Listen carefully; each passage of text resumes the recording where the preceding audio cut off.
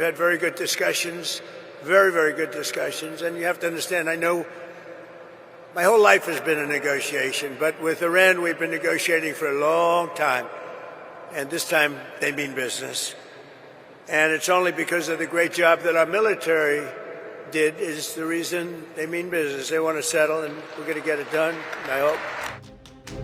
When more than 200 sailors are treated for smoke after a laundry room blaze, how combat-ready was America's most advanced carrier on the very week it was supposed to stare down Iran? And if the $13.2 billion USS Gerald R had to leave the Iran war zone over routine fire, what other hidden problems is this flagship quietly carrying below decks? After roughly 9 months at sea, far beyond a typical 7-month cruise, is sheer overstretch now breaking the Navy's priciest warship before an enemy missile ever gets close? So when Trump suddenly pivoted to very good and productive talks with Iran, did that timing have anything to do with his showcase carrier limping offstage from the Middle East fight? Behind the spin, what really went wrong with the USS Gerald R? Was it just bad luck in a laundry room, or years of unresolved design flaws finally catching up mid-war? Even as Trump touts productive talks with Iran that Tehran calls fake news, his key show-of-force carrier is quietly limping out of the theater for emergency repairs. Bloomberg reports the USS Gerald R had to leave the Middle East war zone and head for Crete after major fire broke out in its main laundry room. More than 200 sailors were treated for smoke inhalation, a stark reminder of the strain on this $13.2 billion supercarrier and its exhausted crew. Delivered years late in 2017, the Ford is the most expensive U.S. warship ever built, billed as a revolutionary leap in carrier design. The ship has now been deployed for roughly 9 months, significantly longer than a standard 7-month U.S. Navy carrier tour. Yet a Bloomberg report reveals a string of unresolved problems that still raise doubts about the Ford's true war readiness.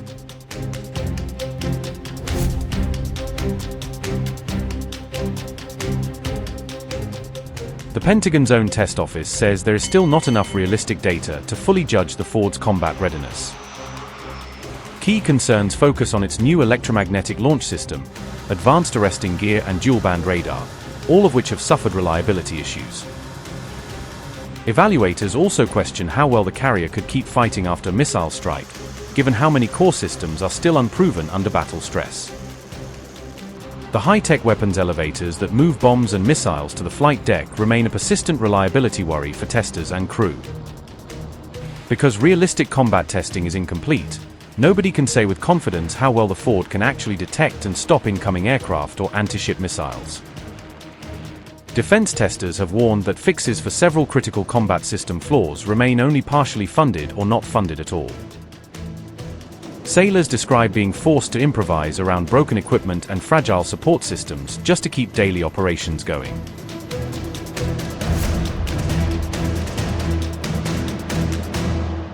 The test office even flagged a shortfall of about 159 bunks for the ship's full wartime complement, meaning some crew simply have no proper beds.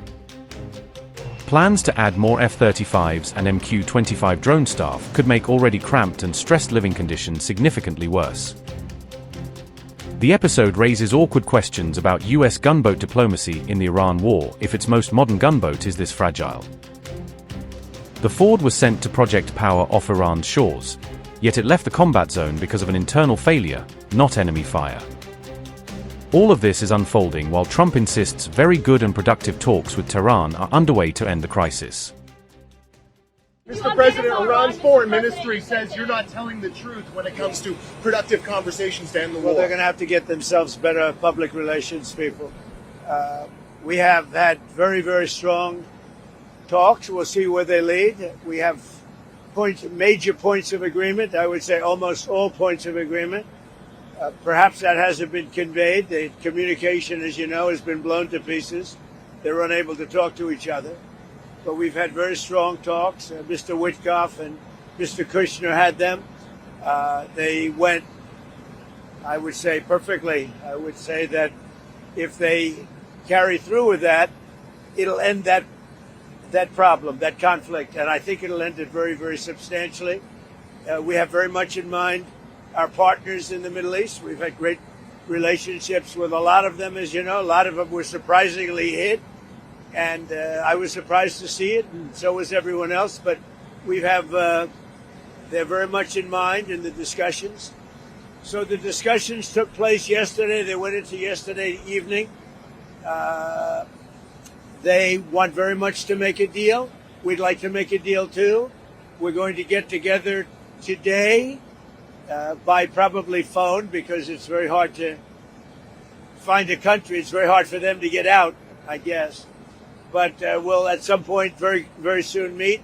We're doing a 5-day period. We'll see how that goes. And if it goes well, we're going to end up with settling this. Otherwise, we'll just keep bombing our little hearts out. Who is Steve Witkoff speaking with, Mr. President? A top person. Don't forget, we've wiped out the leadership phase 1, phase 2, and largely phase 3. But we're dealing with the man who I believe is the most respected and the leader. It's a little tough. We've wiped out everybody. Is that the Supreme Leader? No, not the Supreme Leader. We don't. Well, nobody heard of the second Supreme Leader, the son. Are these direct Nobody. We have not heard from the son. Every once in a while, you'll see a statement made, but we haven't. We don't know if he's living. But the people that seem to be running it, and they seem that based on really fact, because things they've said have taken place. Mr. President, I can't. Mr. President, I know you've deployed. Because I don't want him to be killed.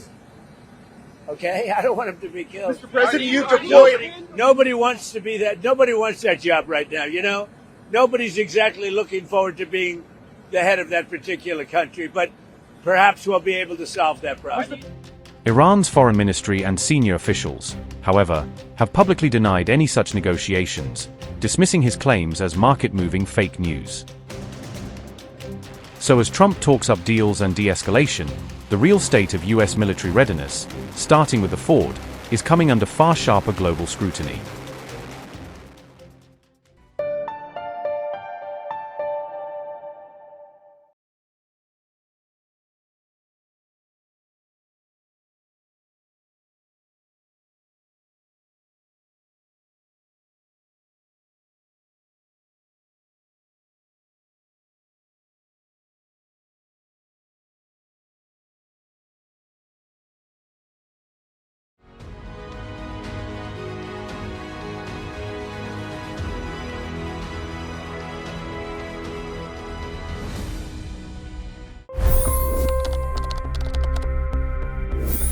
$25 crore गरीब गरीबी को परास्त करके बाहर निकले।